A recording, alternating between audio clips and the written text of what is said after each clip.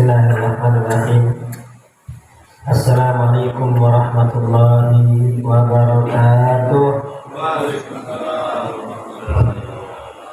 Alhamdulillah, wassalatu wassalamu ala rasulillah Sayyidina Muhammad ibni Abdullah wa ala alihi wa sahbihi wa man walah, wa la hawla wa la quwata illa billahil aliyyil azim. Amma ba'du. Yang saya hormati para orang tua, para sesepuh, para asatidzah, Al-Karam Al-Ustaz Al-Hadi Eko Haryadi, Al-Karam Al-Ustaz Ja'far, Al-Karam Al-Ustaz Nurul Zaman, berkhusus yang kita hormati guru kita Al-Karam Al-Ustaz Syarif, Al-Karam Al-Ustaz Hada. Kita doakan para guru-guru kita beserta para pengurus DKM Masjid Nurul Huda, semoga senantiasa diberikan rahmat dan keberkahan dari Allah, memanjangkan umurnya, Allah sehatkan badannya, Allah kabulkan segala hajat-hajatnya, dan kita semua yang hadir pada subuh ini, semoga kita semua mendapat ridha Allah, mendapat rahmat Allah, mengampuni segala dosa-dosa kita, Allah hapus kesalahan-kesalahan kita, diganti dengan kebaikan. Dan kita minta kepada Allah panjang umur, sehat walafiat. Allah berkahi bulan Sya'ban kita, Allah sampaikan kita di bulan suci Ramadan. Allahumma a'inna ala siyam wal qiyam wa tilawatil Quran. Kita minta kepada Allah, semoga Allah bantu kita, permudah kita untuk puasa, untuk qiyam Ramadan, untuk membaca Al-Quranul Karim. Semoga kita semua menjadi hamba-hamba Allah yang berhak mendapat rahmat Allah, mendapat keberkahan Allah, mendapat ampunan Allah, dan mendapat hikmah minan nar. Dan kita mohon kepada Allah Subhanahu wa ta'ala, semoga segala hajat-hajat kita, baik hajat dunia maupun hajat akhirat, semoga dikabulkan oleh Allah Subhanahu wa ta'ala. Segala harapan, segala keinginan, segala cita-cita yang belum terwujud, semoga dengan berkah majelis subuh, dengan berkah jamaah subuh, dengan berkah turunnya hujan, sebagaimana Nabi besar Muhammad bersabda, "Fintani ma turaddani ad-du'a min jadida wa tahtal matar." Ada dua doa yang tidak akan ditolak oleh Allah Subhanahu wa ta'ala. Yang pertama, berdoa setelah adzan, dan yang kedua, berdoa ketika turun hujan.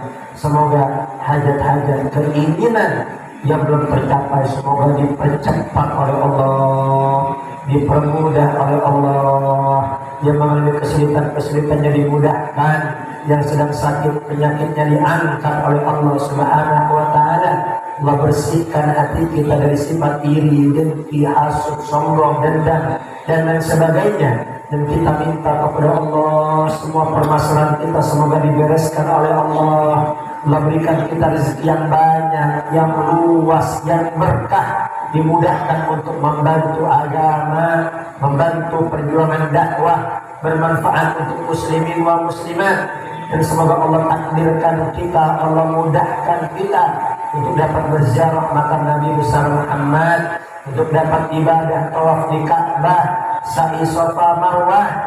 Semoga Allah jadikan putra-putri kita putra-putri yang soleh wa solehah, menjadi ahli Quran, menjadi ahli sholat, menjadi ahli ibadah, menjadi ahli zikir, menjadi orang-orang yang takut kepada Allah, jadi anak-anak yang taklim, yang hormat kepada kedua orang tua. Dan kita mohon kepada Allah putra-putri kita semoga dijauhkan dari pergaulan-pergaulan yang tidak baik.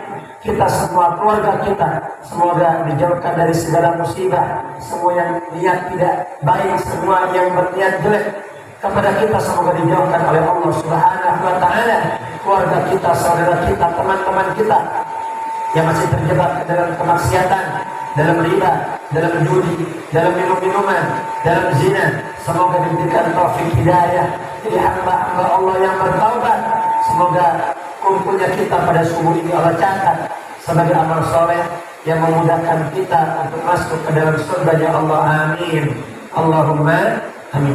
Sebelum kita mulai taklim kita, terlebih dahulu kita baca Fatihah.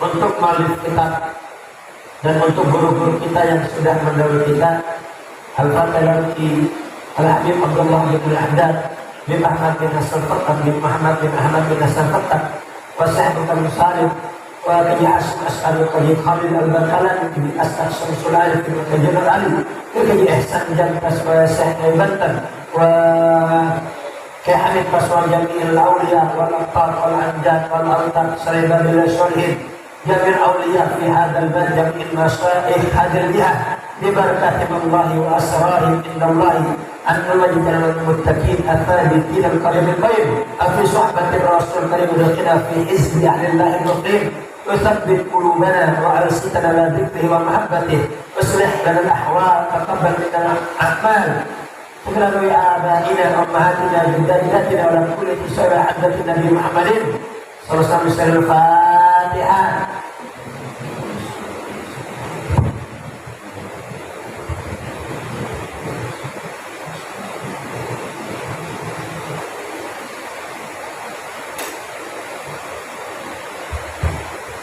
Bismillahirrahmanirrahim. Qala al-mu'allif rahimahullahu ta'ala wa nafa'ana bihi wa bi ulumihi fid dharain amin. Hadirin hadirat yang dimuliakan Allah Subhanahu wa taala, kita minta kepada Allah semoga semua ilmu yang telah kita dapatkan dari awal majelis hingga saat ini akhir-akhir Sya'ban, semoga Allah berikan kita ilmu yang bermanfaat, Allah berikan kita ilmu yang barokah, Allah berikan kita ilmu yang membuat kita semakin dekat dengan Allah Subhanahu wa ta'ala. Apabila kita perhatikan banyak masjid-masjid, musolah-musolah, majelis-majelis yang sudah tawakufan sementara. Ya. Kenapa? Dikarenakan akan menyambut bulan suci Ramadan, dan kita minta kepada Allah semoga di Ramadan nanti kita menjadi orang-orang yang dapat mengamalkan ilmu yang semua telah kita dapatkan. Itu Imam Al-Ghazali di dalam kitabnya Al-Walad, beliau berkata, al-ilmu la yubaiduka al-yawm anil ma'asi wa la yahmiluka ala ta'ah la yubaidaka badan an-nari jahannam. Ilmu yang sudah kalian dapatkan saat ini, ya, kita dari Syawal sampai Sya'ban ini kita banyak mendapatkan ilmu dari para guru-guru kita, dari Ustaz Hada, dari Ustaz Syarif, dari Kiai Haji Nasihin, dan dari ustaz-ustaz yang lainnya. Nah, kita koreksi diri kita. Itu kata Imam Ghazali, ilmu yang telah kita dapatkan saat ini, apabila la yubaidu kal-yawm anil ma'asi, apabila tidak bisa membuat engkau jauh dari maksiat. Jadi ilmu yang sudah kita punya saat ini, kalau tidak bikin kita tambah jauh dari dosa, kalau nggak bikin kita tambah jauh dari riba, kalau nggak bikin kita tambah jauh dari minuman keras, kalau nggak bikin kita tambah jauh dari hal-hal yang haram, kalau nggak bikin kita tambah jauh dari zina, kalau nggak bikin kita tambah jauh dari larangan-larangan Allah, maka ilmu yang kita punya saat ini juga kelak di hari kiamat nggak bisa menjauhkan kita dari azab api neraka. Jadi ilmu yang bagaimana yang bisa menjauhkan kita dari azab api neraka ialah ilmu yang membuat kita ngerem, berhenti untuk berbuat dosa. Tadinya mau berbuat dosa, tadinya untuk mau berbuat maksiat, tadinya ingin melanggar aturan Allah, tapi dia ingat ada Allah dan yang maha melihat, ada Allah dan yang maha mengetahui. Dia ngerem, gak jadi itu melakukan perbuatan dosa. Maka kelak ilmu tersebut juga akan membuat dia terjaga, dijauhkan, dihindarkan dari azab api neraka.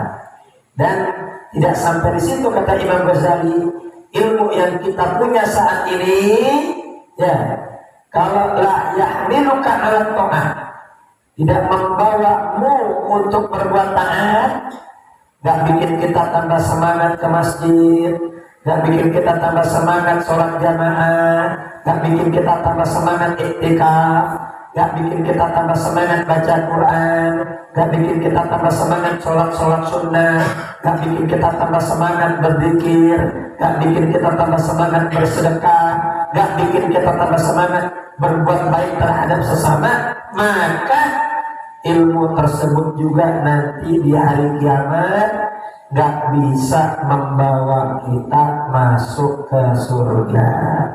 Jadi ilmu yang bisa membawa kita masuk ke surga ialah ilmu yang ketika di dunia membuat kita semakin rajin ibadah, semakin dekat dengan Allah, semakin semangat untuk bertaqarrub, mendekatkan diri kepada Allah Subhanahu wa ta'ala.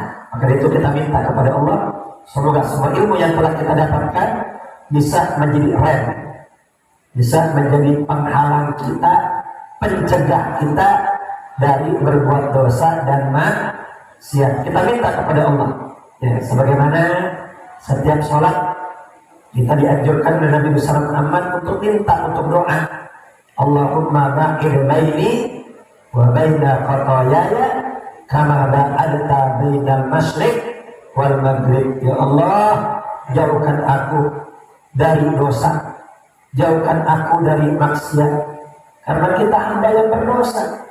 Ya, kita semua gak luput dari maksiat, karena kita bukan nabi, kita bukan rasul, kita manusia yang lemah.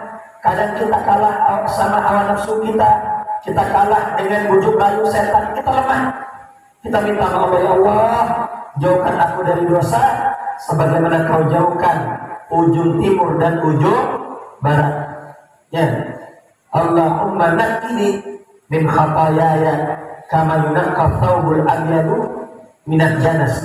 Ya Allah, bersihkan aku dari dosa sebagaimana kau bersihkan baju yang putih dari kotoran. Terkadang meskipun kita sudah sekuat tenaga menghindari dosa, sudah sekuat tenaga menghindari maksiat, namanya manusia biasa yang tidak maksum, yang tidak terjaga dari dosa, terkadang tetap aja terpeleset terhadap dosa. Nah, kita minta sama Allah, ya, yang sudah terlanjur dikerjakan kita minta dihapus, kita minta dibersihkan, ya, kita minta semoga diri kita dibersihkan sebagaimana Allah bersihkan baju yang putih dari kotoran. Ini terutama mau menghadapi Ramadan, ya, ini dosa yang membuat kita malas ibadah, dosa yang membuat kita malas ke masjid, dosa yang membuat kita malas jamaah subuh, dosa yang membuat kita malas tahajud, dosa yang membuat kita malas baca Quran. Kita minta semoga dosa-dosa kita dibersihkan oleh Allah sehingga kita semua semangat untuk ibadah. Jadi alhamdulillah, ini kita semua sudah istiqomah mengaji. Akan tapi gak cukup cuman ngaji doang, ya, harus ditingkatkan dengan amal. Itu Imam Al-Ghazali dalam kitabnya Ihya Ulumuddin jilid 4, jilid terakhir, dan juga di bab-bab akhir itu ada bab al-ghurur fil ilmi, orang yang tertipu dengan ilmu. Pak, ini suara saya jelas kan? Jelas ya? Ada bab al-ghurur fil ilmi. Ya, banyak orang yang tertipu dengan ilmu. Dia merasa kalau dia udah ngaji udah pasti ahli surga. Dia merasa kalau udah duduk di majelis ilmu udah pasti ahli surga. Dia udah merasa kalau bisa baca kitab berarti ahli surga. Nah, hati-hati.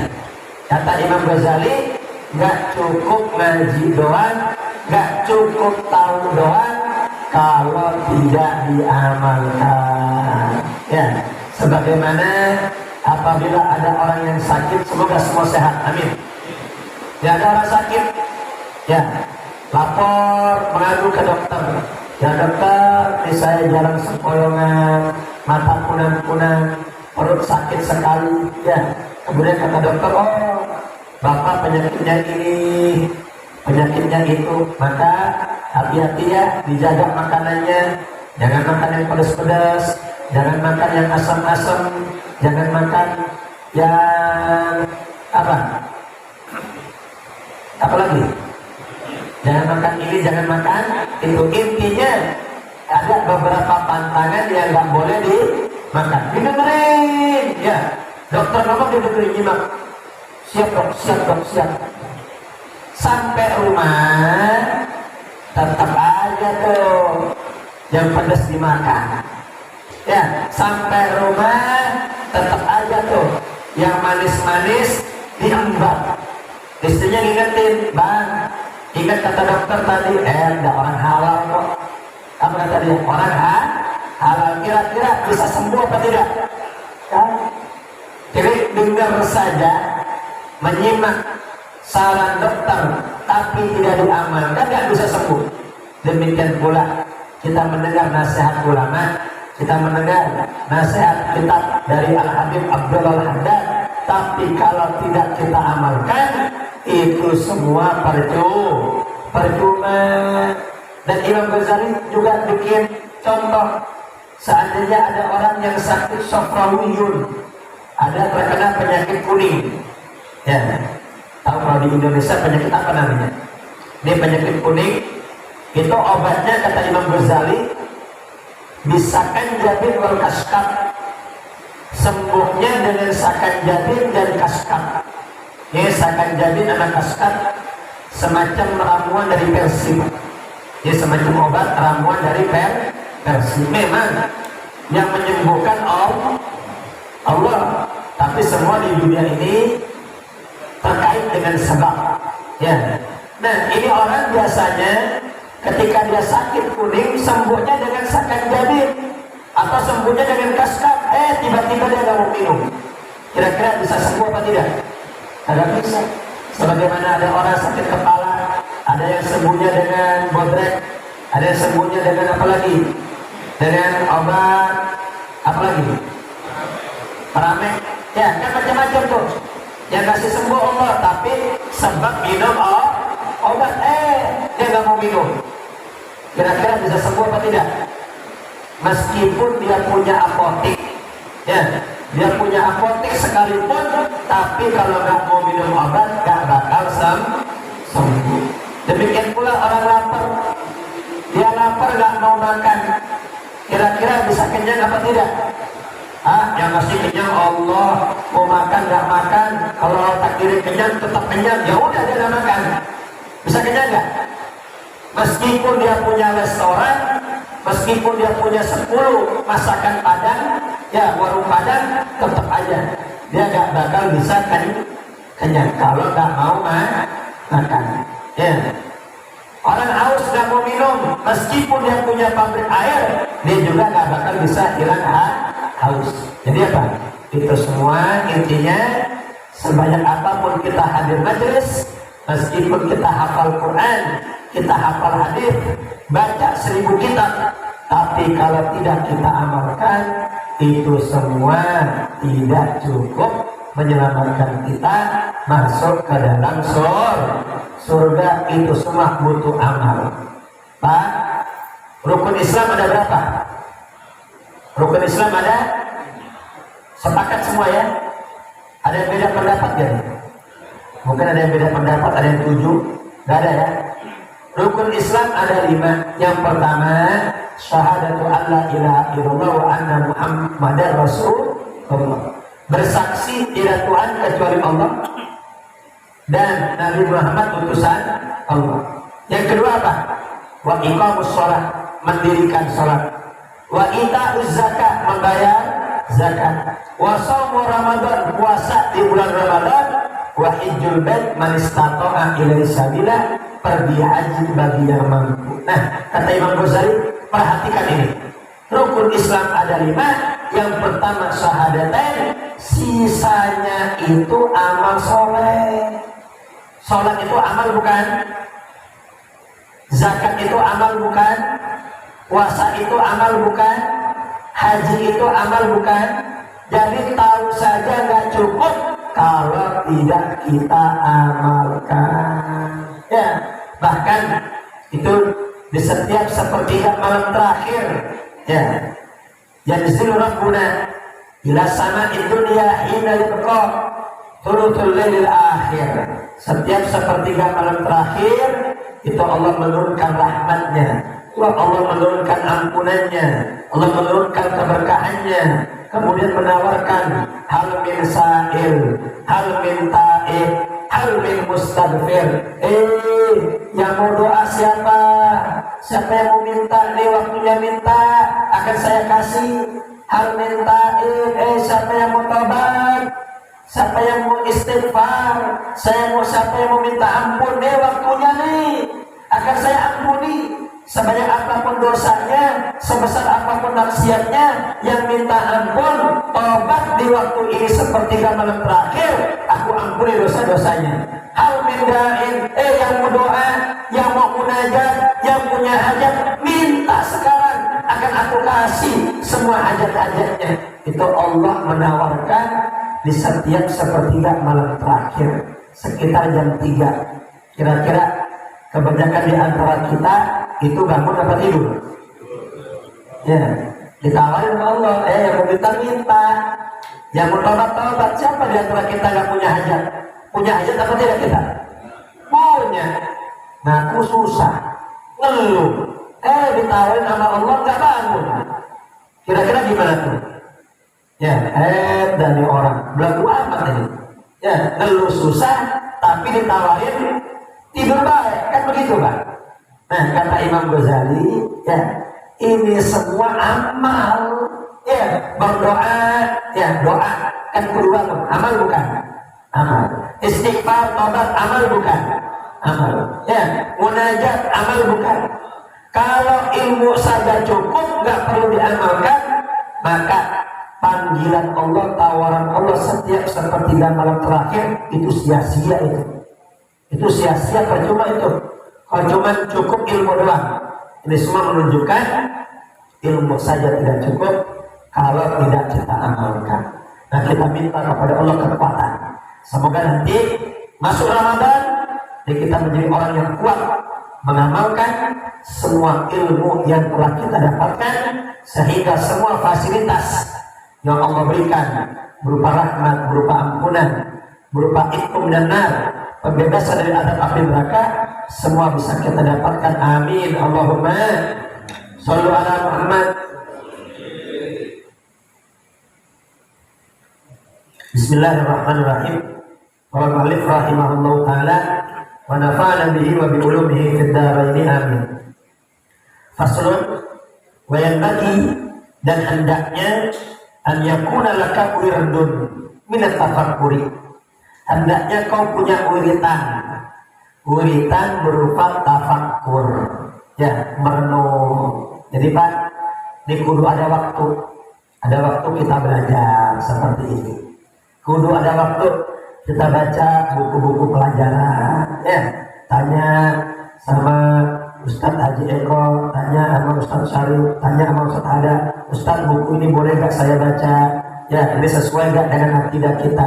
Perlu, kudu ada waktu kita baca kitab, kudu ada waktu kita baca Quran, kudu ada waktu kita berzikir, kudu ada waktu kita sholat, dan kudu, ini mohon maaf nih, kudu apa kudu?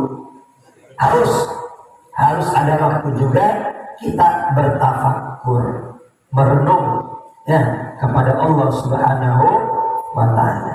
Ya, fi kulli yaumin wa lailatin, ya, baik di waktu siang maupun di waktu malam. Jadi hendaknya kita punya wiridan. Apa wirid? Kebiasaan. Wirid itu kebiasaan rutin, ya, berupa tafakkur setiap siang dan malam. Tu'ayyinu lahu sanatan atau sanatin, yang mana kita tentukan jam-jamnya. Jadi kita mau tafakkurnya jam berapa? Terserah kita, ya. Karena bapak-bapak dan ibu-ibu punya waktu kosong berbeda-beda. Jadi yang punya waktu kosong habis subuh, tafakkur habis subuh. Yang punya waktu kosong waktu duha, tafakkur di waktu duha. yang punya waktu kosong habis asar, tafakur merenung di waktu asar. Oh, saya siang sibuk, saya punya waktu nanti habis isya, atau saya punya waktu di tengah malam, tafakur tengah malam. Intinya hendaknya harus ada waktu yang kita pakai untuk bertafakur. Ya, wa ahsanul awqati litafakuri, dan paling bagusnya waktu untuk tafakur afraguha wa asfaha wa ajdaruha fi huduril qalbi jawfal laili. Ya, paling bagusnya waktu untuk bertafakur afraguha, ya, yang paling kosong, wa asfaha, yang paling jernih, tidak ada kebisingan, tidak ada keramaian, wa ajdaruha, dan yang paling pantas, yang paling cocok fi huduril qalbi, untuk lebih bisa menghadirkan hati. Kapan ini? Ya, tafakur yang paling tepat, tafakur yang paling bagus, tafakur yang paling bisa bikin kita khusyuk. Kapan? Jawfal laili, di tengah malam. Ya, kalau di pagi-pagi, di waktu siang, di waktu awal malam, kadang kita mau tafakur ada aja gangguannya. Anak lah minta duit, betul apa tidak? Kalau nggak anak, emaknya minta belanja. Ya. Kalau nggak ada keluarga, ada tamu, teman mau main, nggak bisa kita. Ya, jadi waktu yang paling bagus, waktu yang paling kosong, waktu yang paling bisa bikin kita khusyuk itu di tengah malam. Ya, kita bertafakur. Wa'lam, ketahuilah, anna sholahat dunya waddin, bahwasanya baiknya dunia, baiknya urusan dunia dan baiknya urusan agama, mauqufun ala sihhati tafakkuri, itu tergantung dengan kesehatan tafakkur seseorang. Ya, dengan kesehatan pola pikir seseorang. Orang kalau pola pikirnya bagus, pikirannya positif, ya, maka ucapannya juga bagus. Orang kalau pikirannya bagus, pikirannya sehat, maka hatinya juga bagus. Orang kalau pikirannya bagus, ucapannya bagus, perbuatannya bagus, tingkah lakunya juga bagus. Tapi kalau orang pikirannya lagi mumet, orang pikirannya lagi mumet, ya, pikirannya lagi sumpah, kira-kira ngomongnya bagus apa tidak? Kagak. Jangankan ngomongnya, lihat mukanya aja udah gak enak. Betul apa tidak, Pak? Kita ketemu nih, kita senyum, lihat apa? Merengut. Enggak. Tuh muka kenapa kok ditekuk banget ya? Udah gak ganteng, cemberut. Kayak apa ya dia, Pak? Yang ganteng aja cemberut. Ya, gak bagus. Apalagi ini udah gak ganteng, serem, cemberut. Kayak apa? Ya. Jadi ini kebaikan dunia dan akhirat, kebaikan dunia dan kebaikan agama, ini tergantung dengan kesehatan pola pikir seseorang. Kalau pola pikir seseorang sehat, maka ucapannya bagus, perbuatannya bagus, tingkah lakunya juga bagus. Wa man a'ta haddahu minhu, barang siapa yang memberikan bagian waktunya minhu, dari tafakkur, ya, dia luangkan waktu untuk tafakkur. Atau bisa juga dibaca begini, wa man utiya hadduhu minhu, ya, atau dimajhulkan. Jadi bisa dibaca wa man a'ta haddahu minhu, atau wa man utiya hadduhu minhu, dan barang siapa yang Allah berikan bagian dari tafakkur, dikasih taufik hidayah untuk bisa siang malam bertafakur, ya, akhada bihaddin wafirin min kulli khair, berarti dia sudah mengambil bagian yang sangat besar dari setiap kebaikan. Jadi orang kalau bisa tafakur, dia sudah mendapat kebaikan yang sangat banyak. Maka warada, sungguh telah datang sebuah riwayat, tafakkuru sa'atin khairun min ibadati sanah, bertafakur sesaat, merenung sesaat, itu lebih baik dibanding ibadah selama 1 tahun. Jadi kudu kudu ada waktu kita untuk tafakur, merenungi kehidupan kita di dunia ini. Kudu ada waktu kita merenung, ya Allah, berapa umur saya sekarang? Rambut udah mulai berubah, mata sudah mulai tidak jelas, ya, jalan sebentar udah ngos-ngosan, penyakit ini datang, penyakit itu datang, penyakit yang lama belum hilang datang, penyakit yang baru. Tafakur dan merenung, ya Allah, berarti hidup Anda di dunia udah sebentar lagi. Betul apa tidak? Ini gimana nih amal soleh saya? Di Quran udah hatam berapa kali ini? Terus sedekah, ada kan nih sedekah yang mengalir? Kalau saya wafat, ada kan nih sedekah jariah? Sayanya wafat, tapi ada sedekah jariah terus menerus mengalir.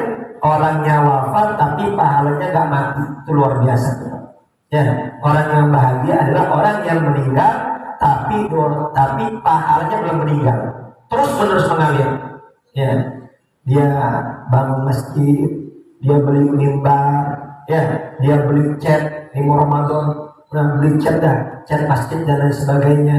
Selama itu masih terpakai, maka itu terus menerus aliran pahala untuk dia. Dia tafakur, ya Allah, bagaimana di dosa-dosa saya? Ya, usia semakin bertambah, teman-teman udah banyak yang wafat, ya, dosa semakin banyak. Di dosa-dosa udah diampuni belum ya? Di dosa-dosa tobat saya udah diterima apa tidak? Tafakur, dia merenung, ya. Kemudian dia merenung juga, ya Allah, gimana nanti nasib saya dikubur sendirian, istri kagak ada, anak kagak ada, teman kagak ada, yang nemenin cuman amal soleh. Di kuburan sendirian yang takut, betul gak Pak? Suruh kuburan sendirian takut gak Pak? Itu di Duren Sawit itu ada tradisi, kalau ada yang wafat itu hataman Quran di kuburan. Ya, hataman Quran di kuburan. Nah, itu dulu pernah mertua saya wafat, itu hataman Quran di kuburan. Ya, kuburan agak lumayan dari rumah. Ini kata mertua perempuan, nanti kamu anterin ke kopinya. Ya, tengah malam anterin kopinya, anterin makanannya. Nanti kalau mereka kehabisan kopi, kehabisan makan, kamu anterin. Saya mikir, ya Allah, tengah malam ke kuburan. Ya, tengah malam ke kuburan. Wah, ini tradisi memberatkan. Ya, akhirnya saya ngomong sama mertua saya, Ibu, Mama, ya, ini kalau ngaji di kuburan sama ngaji di rumah kayaknya lebih manfaat di rumah deh. Lebih baik ngaji di rumah aja, biar rumah kagak sepi. Ya, biar ibu juga gak terlalu sedih, terhibur dengan bacaan Quran. Ngapain ngaji di kuburan? Sepi. Mendingan di rumah. Padahal mah akal-akal saya aja. Tengah malam biar gak nganterin kopi. Ya, akhirnya Pak setuju. Ya, dikarenakan ya ini keluarga mertua, keluarga ustaz itu jadi contoh. Akhirnya sekarang udah jalan tuh yang hataman Quran di kuburan. Ya, jadi sekarang di rumah-rumah. Ya, itu ya sebenarnya akal-akalan saya doang. Karena takut ke kuburan. Ya. Baik. Dulu kita di atas kuburan kita takut, betul gak Pak? Nah ini kita bakal di dalam, ya Allah. Kita kan sering nih mikirin nasib kita. Nih saya kalau nggak kerja di sini, saya kerja di mana lagi? Nih gimana di tahun depan? Saya kontrak diperpanjang apa tidak? Nih gimana nih usaha saya nih? Kok sepi begini nih? Gimana kelanjutannya? Kita sering mikirin dunia. Tapi pernah gak kita mikirin gimana nasib kita nanti malam pertama di kuburan? Pernah gak kita mikirin, tafakur, merenungi, kira-kira kita bisa gak ya menjawab pertanyaan malaikat munkar wa nakir? Pernah gak kita merenung, nanti kita bakal dikumpulkan di padang mahsyar, banyak yang tenggelam, matanya cuma sejengkal. Ini kira-kira kita termasuk orang yang selamat apa tidak ya? Nanti ketika dihisab, ditimbang amal baik sama amal buruk, ya pernah gak kita merenung, ya Allah, ini kira-kira lebih berat amal baik saya apa amal buruk saya ya? Ini kira-kira lebih banyakkan ibadah saya apa lebih banyak dosa-dosa saya ya? Ya, yang mikirin duit banyak, yang mikirin kerjaan banyak, yang mikirin apa lagi? Belanjaan banyak. Yang mikirin dagangan banyak. Tapi ada gak yang mikirin dosa-dosanya di malam hari sampai gak bisa tidur? Ini yang sedikit Pak. Ya Allah, Anda gak bisa tidur, kenapa? Nyamuk. Lu, Anda gak bisa tidur, kenapa? Sumpah aneh. Ya, ini utang belum lunas-lunas. Ya, lu Anda gak bisa tidur, kenapa? Mikirin kan? Jangan, tapi jangan Pak. Ya Allah, Anda gak bisa tidur, kenapa? Mikirin dosa. Gimana nasib Anda nanti dikubur? Gimana nasib Anda nanti dihisab? Gimana nasib Anda nanti saat melewati jembatan Shiratal Mustaqim? Kira-kira selamat atau tidak? Ya, nah makanya hendaknya harus ada waktu Pak, kita untuk tafakkur. Tafakkur sesaat itu lebih afdol, lebih baik dibanding ibadah selama 1 tahun. Karena orang kalau sudah tafakkur, nanti ucapannya akan lebih baik, perbuatannya akan lebih baik, ibadahnya juga akan lebih baik, dan akan lebih bagus hubungan dengan sesama manusia. Bapak-bapak, ibu-ibu yang dimuliakan Allah, ya mohon maaf, ya kayak suara saya kayaknya udah serak sekali. Ya saya udah berkali-kali minum, tapi tetap aja nih kayaknya suara udah 5 watt ini. Ya, jadi mohon dibukakan pintu maaf yang sebesar-besarnya. Ya, kurang lebih saya mohon maaf. Ya, kita semoga mendapat ilmu yang manfaat dan mendapat ilmu yang barokah. Al-Fatihah.